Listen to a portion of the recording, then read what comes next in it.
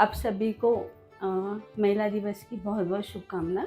और मैं सागर परिवार अग्रवाल परिवार को बहुत बहुत धन्यवाद देती हूँ कि उन्होंने आज हमें यहाँ पे बुला के हमारे काम को सराहा और हमको आज यहाँ पर सम्मानित किया, इसलिए बहुत बहुत धन्यवाद देती हूँ।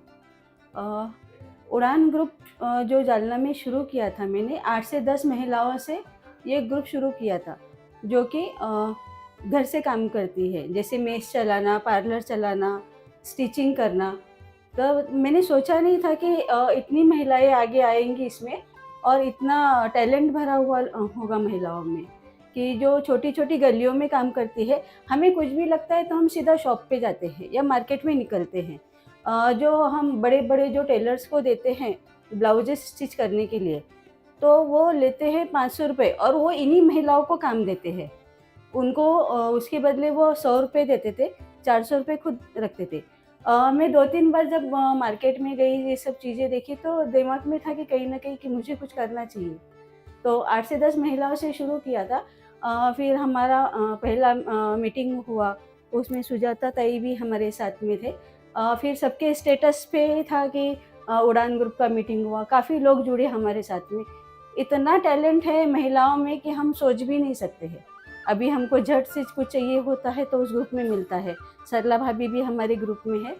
खाना बनाने वाली, मेस वाली, चलाने वाली, पार्लर, मेहंदी, मालिश वाली, जो चाहिए वो। उसके साथ में जेंट्स का भी एक ग्रुप है, तो उसमें भी ऐसे ही है, जो वॉशिंग मशीन रिपेयर, ये वो करते हैं सभी काम।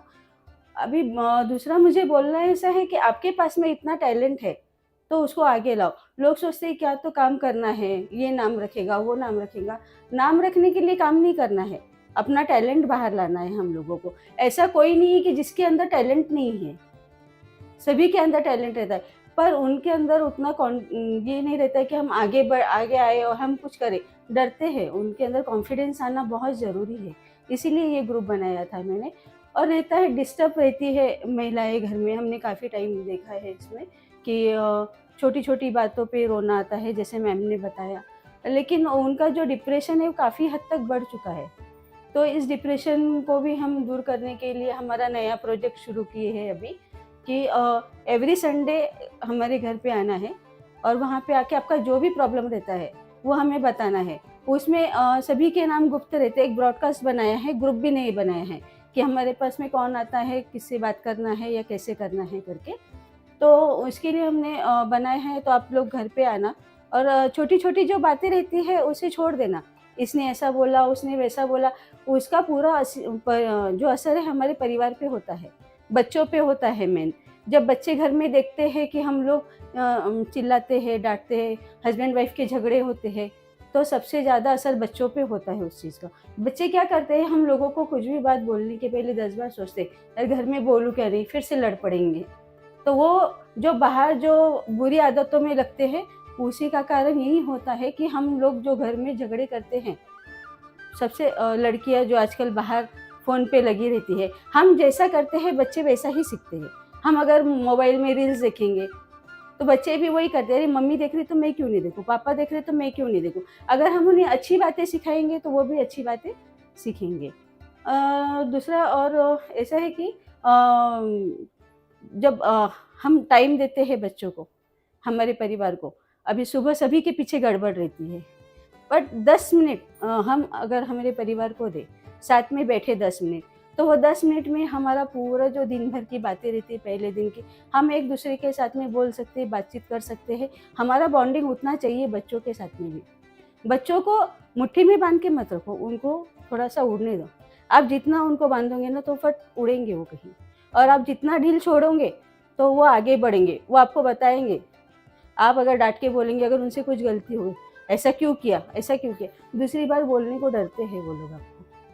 यदि आप उनकी गलती पे बोलेंगे, ठीक है बेटा कोई बात नहीं, आगे से नहीं करना, तो उनमें हिम्मत आ जाती है कि नहीं, मेरा परिवार मेरे साथ में खड़ा है करके। मेरा भी ऐसा ही था, 5 साल पहले मैं एक हाउसवाइफ ही थी। बाहर का मुझे कुछ पता नहीं था। एक कुकिंग कॉम्पिटिशन आया जालना में, तो मैंने बेटी को बोला कि कुकिंग कॉम्पिटिशन है।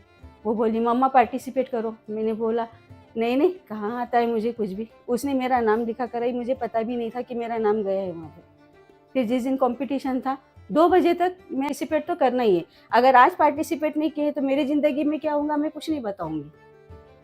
फिर मैंने बोला ठीक है। मैं बोली अरे मुझे कुछ भी नहीं आता है। वो बोली नहीं मैं हूँ साथ में। और वहाँ पे जाने के बाद में सबसे पहले उसको ही निकाला वहाँ से बाहर। तो और ज़्यादा डर गई मैं। फिर जब रिज़ल्ट का टाइम आया तो मेरा फर्स्ट नंबर आया वहाँ पे। तो मैं हूँ अन्नपूर्णा, मेरा फर्स्ट कॉम्पिटिशन था जालना में। तो जब उसने बोला बाहर, जब हम एक जगह पे गए अग्रवाल समाज में, तो उन्होंने पूछा किसकी बेटी है। अभी तक वो उसके पापा का ही नाम बोलती थी, लेकिन फर्स्ट टाइम उसने बोला कि मैं हूँ अन्नपूर्णा, कॉम्पिटिशन जीती ना कीर्ति अग्रवाल, मैं उनकी बेटी हूँ। तब मुझे लगा कि मुझे मेरी पहचान बनाना बहुत ज़रूरी है, क्योंकि हम क्या पहले मम्मी पापा के नाम से जाने जाते हैं, बाद में हस्बैंड के नाम से, बाद में बच्चों के नाम से। हमारी पहचान कहीं नहीं है। हमें हमारी पहचान बनाना है खुद को। और जो कितना भी टेंशन रहने दो, 10 मिनट आप मेडिटेशन करो, खुद को रिलैक्स रखो। प्रॉब्लम्स आती है, उसके सॉल्यूशन भी हैं। जैसे सुसाइड करने का सोचते हैं, वो चीज़ें मन में आने ही नहीं देना चाहिए। क्यों? हमारा परिवार है अच्छा, ज़िंदगी है, इसमें प्रॉब्लम्स आएंगे, उसके सॉल्यूशन भी रहेंगे। हम एक-एक सीढ़ी आगे बढ़ते जाएंगे। यदि हम सोचेंगे सब कुछ खत्म, आगे बच्चों का भविष्य क्या है हमारे? कुछ भी नहीं है। हम जितना डिप्रेस रहेंगे, हमसे ज़्यादा बच्चे उतना डिप्रेस रहेंगे। वो उनके बच्चों को वो पीढ़ी वैसी ही चलती रहेंगी। आप थोड़ा-सा सकारात्मक बनिए, अपने बच्चों को भी आगे करिए। और अभी जो हमने शुरू किया है और खेड़े-खेड़े में जाके लेडीज़ को काम कराना, जैसे साड़ी ड्रेपिंग क्लासेस, पार्लर्स के। अभी अगले महीने से हम हमारा मुहिम शुरू कर रहे हैं। हम जालना में भी लेने वाले हैं, तो आप में भी कोई इंटरेस्टेड होगा, जैसे आपका छुट्टी रहेगा सर देंगे, तो उस हिसाब से आप ज्वाइन करना हम लोगों को। तो फिर उसके लिए भी रहेगा। और दूसरा ऐसा है कि हमारा एक ये भी जैसे मैंने बताया आपको कि एक हमने टीम बनाया है, जो डिप्रेस रहती है लेडीज़, जिनको समझ में नहीं आता है। अभी हस्बैंड भी परेशान हो जाते हैं कभी-कभी, क्योंकि वो जो फ्रस्ट्रेट हो जाती है बहुत ज़्यादा, पूरा जो तान रहता है घर में निकलता है, बर्तन फेंकना, चीखना, चिल्लाना। तो उस टाइम पे मैं भाइयों से यही बोलना चाहूँगी कि उस महिला को आप समझो कि उसमें क्या प्रॉब्लम है, वो क्यों ऐसा कर रही है। ना कि उसको मारो, डाँटो या कुछ करो आप। उसको समझो कि उसकी प्रॉब्लम क्या है, वो क्यों ऐसा कर रही है। कुछ तो कारण होगा उसके पीछे। कई बातें रहती है जो दिमाग में दबा के रखते हैं हम लोग। हम किसी से शेयर नहीं कर सकते। शेयर करना है आपको तो आपके हस्बैंड से करो, आपके मम्मी-पापा से करो, बाहर किसी से मत करो। बाहर कोई आपकी आप एक को बोलेंगे वो 4 को जाके बोलेगा। बाहर कोई हेल्प नहीं करेगा आपकी। आपको जो करना है अपने परिवार की बातें, अपने अपने बच्चों को अपना फ्रेंड बनाओ। आपके बच्चे आपके फ्रेंड रहेंगे तो आपके लिए वो अच्छा रहेगा। आपका हस्बैंड आपको समझ के लेगा, अगर आप सही तरीके से, सही मायने से उनको बोलोगे तो। क्योंकि वो भी दिन भर काम करके आते हैं, घर में देखते हैं वही झगड़ा, वही टंटा, फिर वो ड्रिंक करते, फिर वो प्रॉब्लम का सॉल्यूशन होता ही नहीं है वो। हम लोगों को क्या करना है कि फैमिली में ही बॉन्डिंग करना है। अभी रोज़ लोग जाते हैं, आप भी मंदिर जाते होंगे भगवान के पास में। भगवान तो हम घर में भी रहे तो हमारे साथ में रहता है। हम अगर ज़िंदगी में आखिरी सांस तक हमारे साथ में ही रहेगा, लेकिन हमारे माता-पिता कुछ टाइम तक हमारे साथ में रहते हैं।